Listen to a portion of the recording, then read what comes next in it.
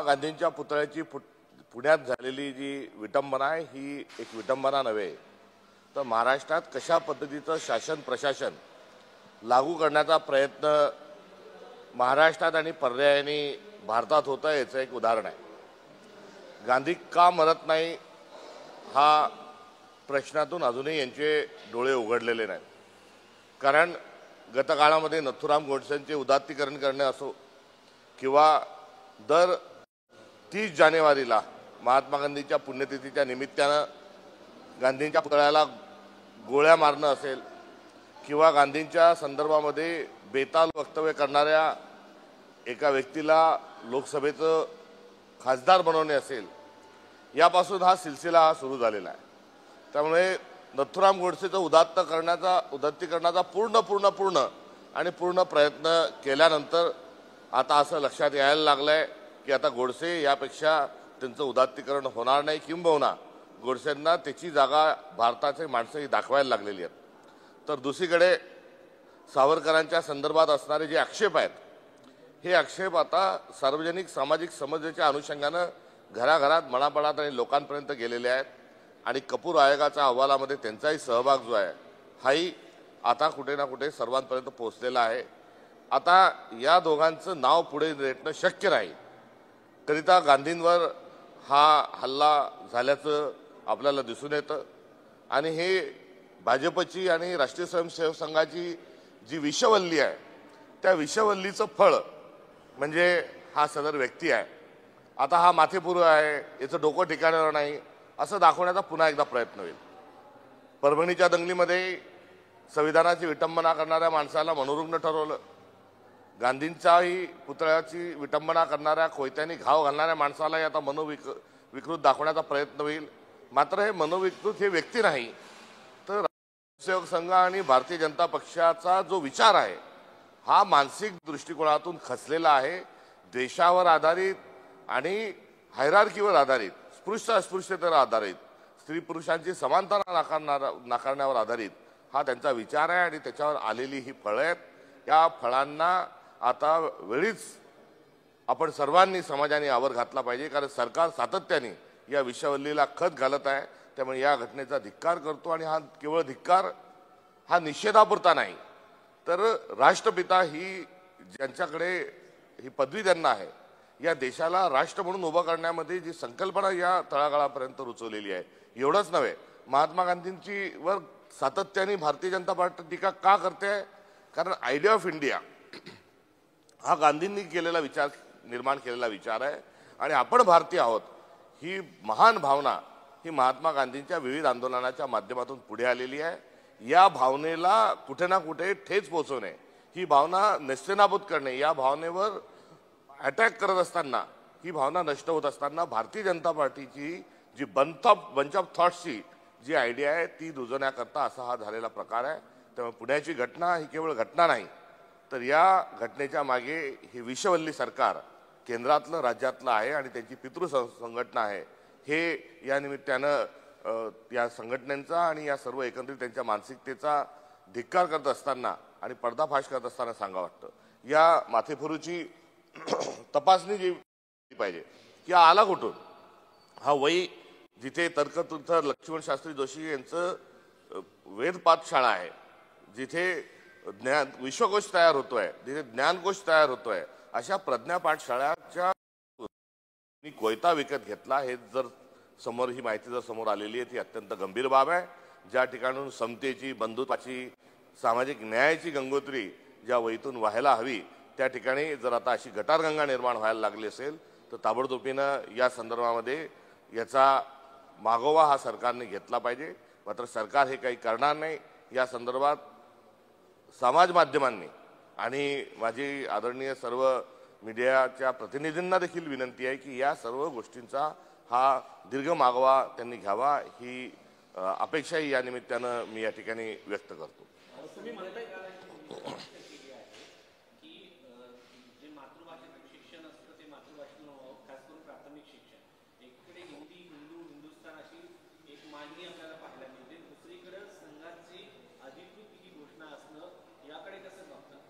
काय घोषणा संघाची? त्यांचं म्हणणं असं आहे की मातृभाषेतून प्राथमिक शिक्षण असायला हा दुटप्पीपणा हा यांच्या कार्यपद्धतीमध्ये ठासून ठासून भरलेला आहे।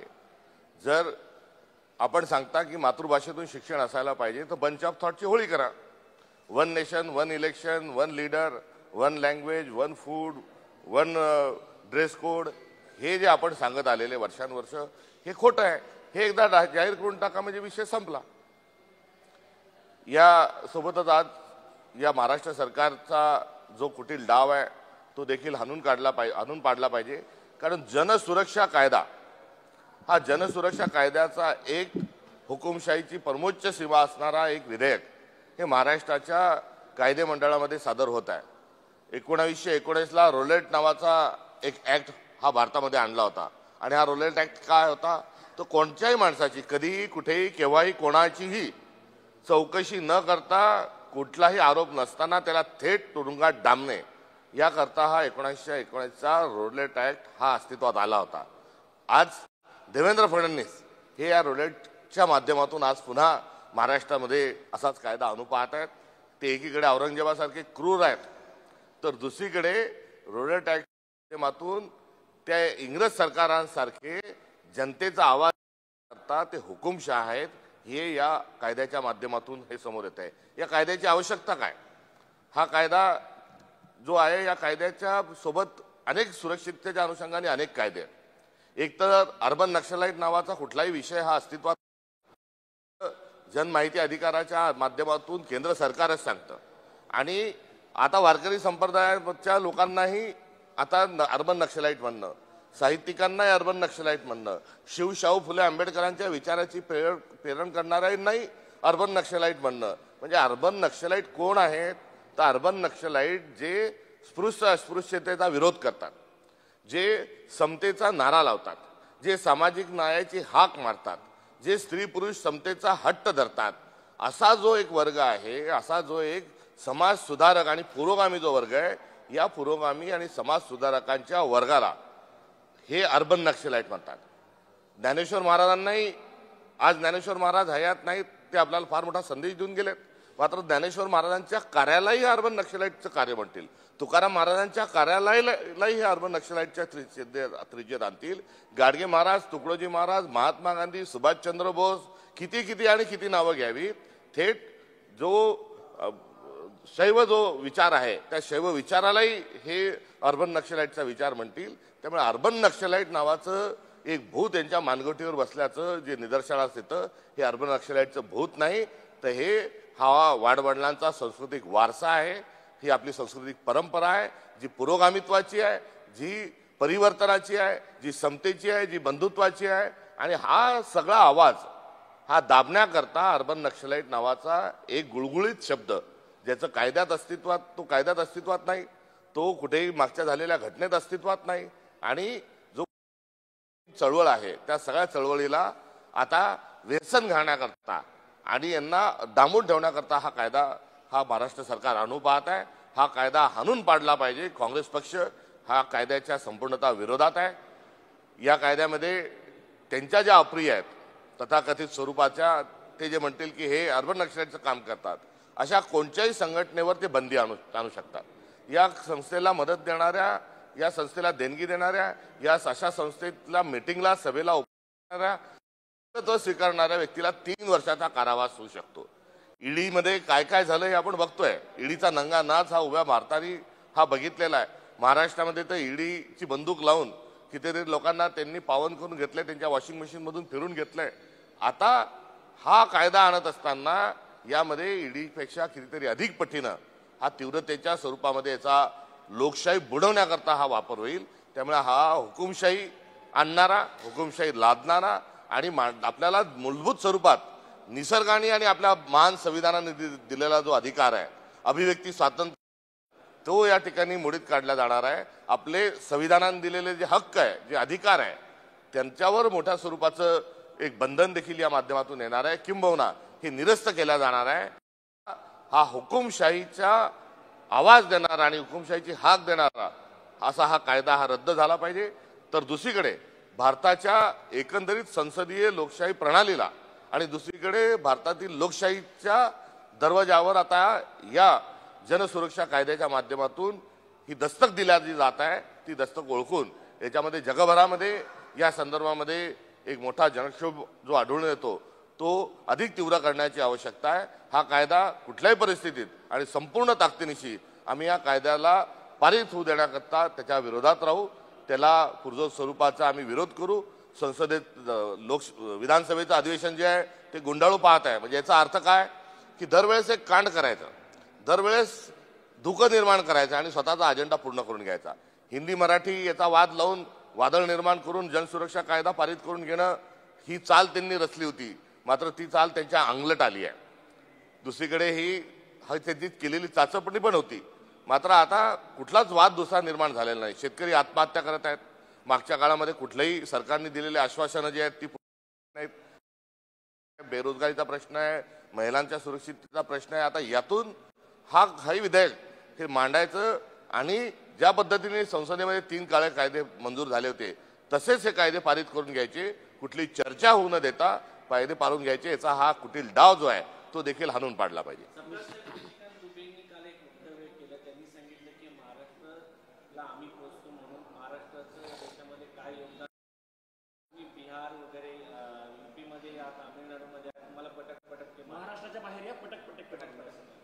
हे जे दुबे नावाचे गृहस्थ आहेत हे भारतीय जनता पार्टीचा अजेंडा हा रेटून पुढे नेण्याच्या अनुषंगानं त्यांची ओळख आहे। बेताल स्वरूपाचं वक्तव्य करणे, भडकाऊ स्वरूपाचं वक्तव्य करणे त्याकरता भारतीय जनता पार्टीने त्यांना पोसलंय आणि या त्यांच्या लाडून भारतीय जनता पार्टीने लाडून जे ठेवलंय त्यातून असे विकृत स्वरूपाचे विधानं त्यांच्या समोर येत आहे। यात मुळात एक सामना लावण्याचा प्रयत्न आहे। भारत पाकिस्तान, हिंदू मुस्लिम हे सामने लावणं भारतीय जनता पार्टीचं नेहमीचं काम असतं आणि या निमित्तानं प्रादेशिक भाषा आणि हिंदी यामध्ये भांडणं लावायचे, याच्यात पोलरायझेशन करायचं आणि स्वतःची पोळी शेकून घ्यायची, हे त्यामागचं कारस्थान आहे। कारण आता स्थानिक स्वराज्य संस्थांच्या निवडणुका महाराष्ट्रात असतील, त्या अनुषंगानं हे पोलरायझेशन आहे आणि पुढे देशामध्ये त्यांना तो त्यांचा हिंदी, हिंदुत्व आणि हिंदू राष्ट्र हा अजेंडा न्यायचा आहे। त्याकरता एक वातावरण तयार करण्याकरता अशा प्रकारचे वक्तव्य केले जात आहे।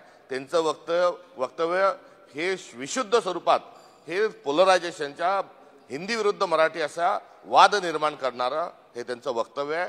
तर दुसरीकडे या वक्तव्याचा जो संपूर्ण आशय आहे हा अत्यंत हास्यास्पद आहे, हा मूर्खासारखं केलेलं हे विधान आहे आणि यावर एकच प्रतिक्रिया आहे की भारतामध्ये अनुसूची 8 यांनी सर्वच संविधानाचाच धिंगाणा लावलाय।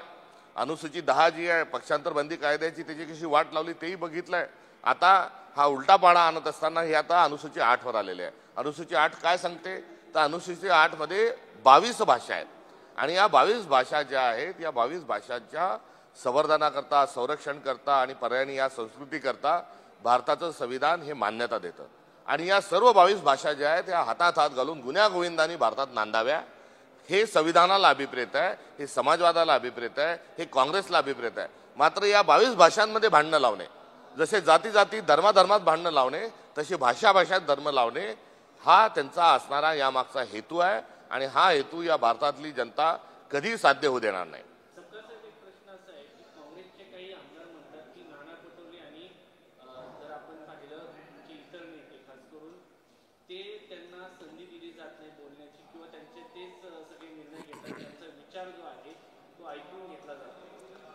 सत्य आहे, संसदीय लोकशाही प्रणालीमध्ये विरोधकांचं ऐकून घेणं हे एक कल्चर आहे, एक संस्कृती आहे, किंबहुना हा एक धर्म देखील आहे। मात्र अलीकडच्या काळात विरोधकाचं कुठलंही ऐकून घ्यायचं नाही अशा स्वरूपाचा एक वातावरण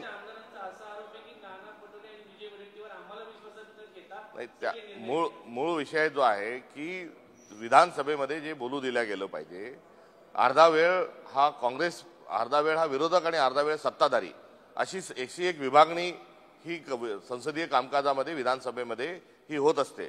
मात्र महाराष्ट्राच्या विधानसभेमध्ये आता 3 पक्ष म्हणजे विरोधी पक्षालाचा एक जेव्हा बोलेल तेव्हा सत्ताधाऱ्याच्या 3 बोलतील। यामध्ये जी वेळ कमी झालेली आहे त्या कमी झालेल्या वेळेच्या अनुषंगाने हे आलेलं विधान आहे, हे या नेत्यांच्या संदर्भात आलेलं विधान नाही।